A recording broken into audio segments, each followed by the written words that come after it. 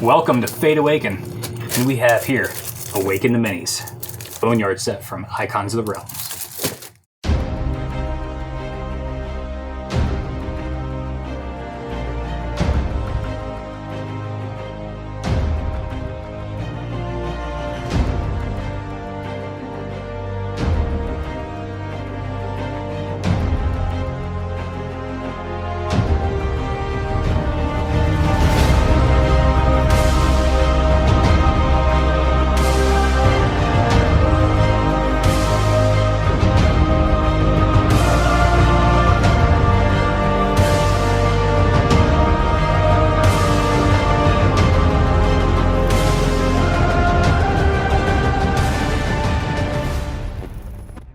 Here we are with Awaken the Minis, episode 1, opening our first 2 boxes.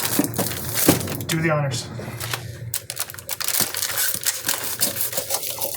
It's open. It's like a birthday cake. What do we get?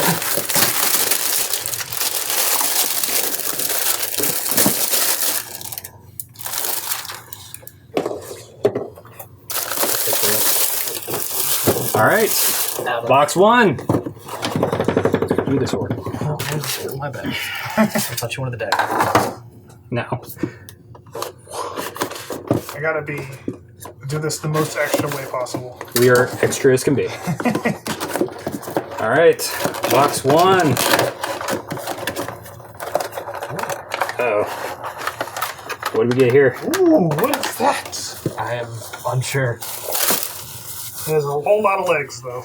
First off, we got a Ghast.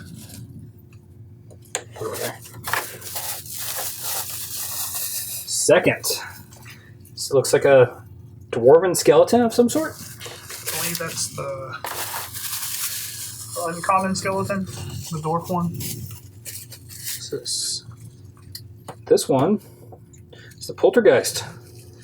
Looks like a lot of It's like a swing. utensils, candle, jug of water, goblet just floating around the table.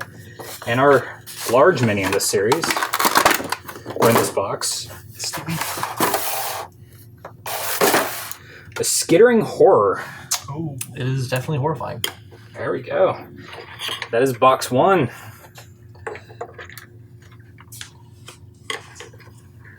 We go box 2 now. It's right there.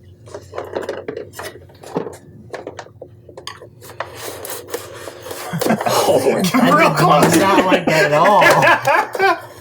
Wildly terrifying. Okay, real close. uh-oh. Big first. Big first. That just looks wrong. Is that some ooze? Okra Jelly. Okra Jelly. It was just... Gotta love Ooh, your... is this Gotta love like a your Goliath zombie? Goliath zombie. It's like a normal zombie, but bigger. But bigger. It's a Texas zombie. Another zombie? I think A skeleton. A skeleton. There we go. skeleton archer, to be specific. Yes. This is the not. And final. Oh, invisible? Nope, a sword wraith warrior. Sword Wraith. Warrior. There we go. It's our first 2 boxes. Alright, so starting off, we have the Poltergeist coming from the Monster Manual, page 279. It's actually just a Spectre. Fun fact.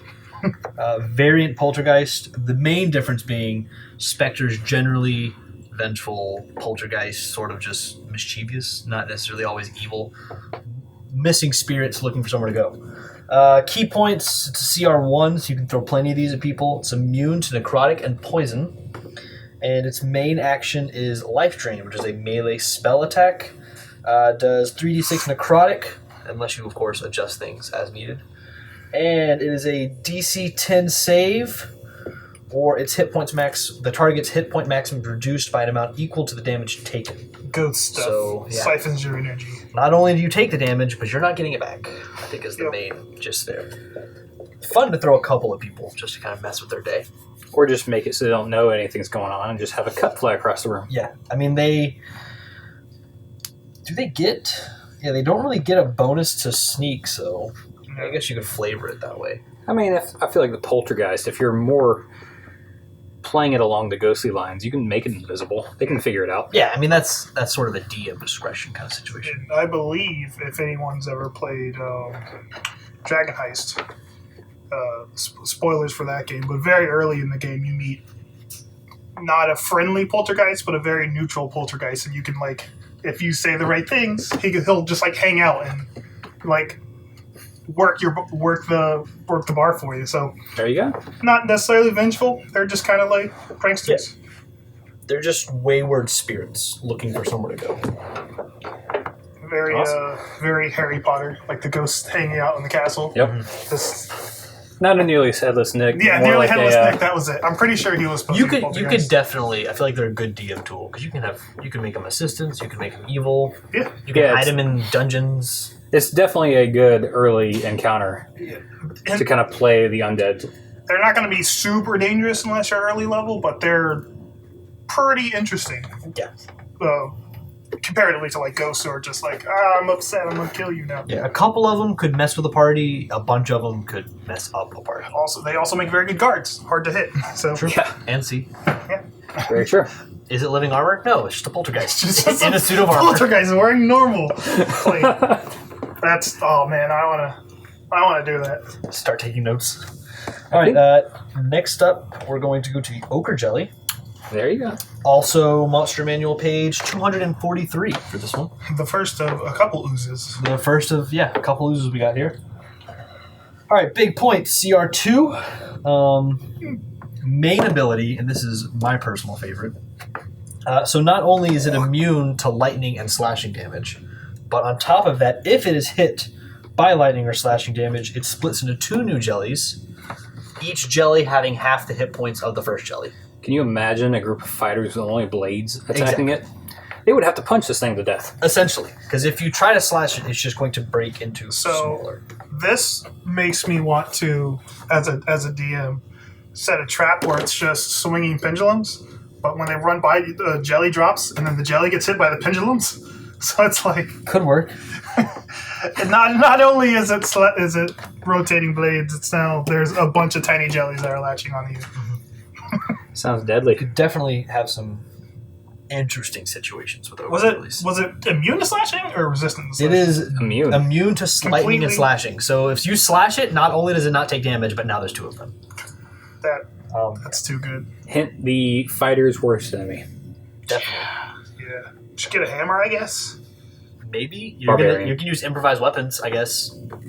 If So you have, a like, your lot of fist. D4s Yeah. or one.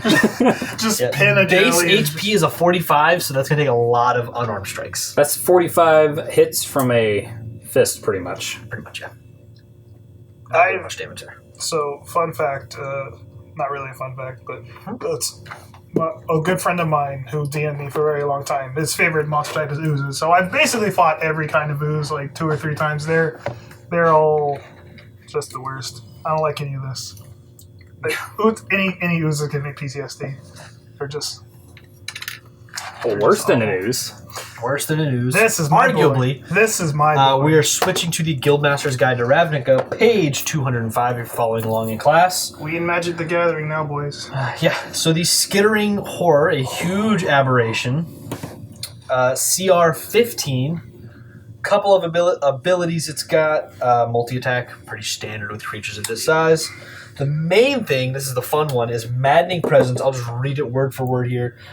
The horror targets one creature it can see within 30 feet. If the target can see or hear the horror, the target must make a DC 17 Wisdom save. On a failed save, the target becomes paralyzed until the end of his next turn. If a creature saving throw is successful, the creature is immune to the maddening presence for the next 24 hours. So not only is this thing coming at you, but it could possibly just freeze you in place. So Yeah, it's not something you want crawling down from the ceiling at you. no. By the way, it has spider climb, so it can climb on ceilings Yes. and walls and anything in between. I love this thing. So this is from Ravnica. I believe this is like a Golgari Yes. monster. It is in the Golgari portion of the book. Yeah, Golgari's my favorite clan. Green black for life.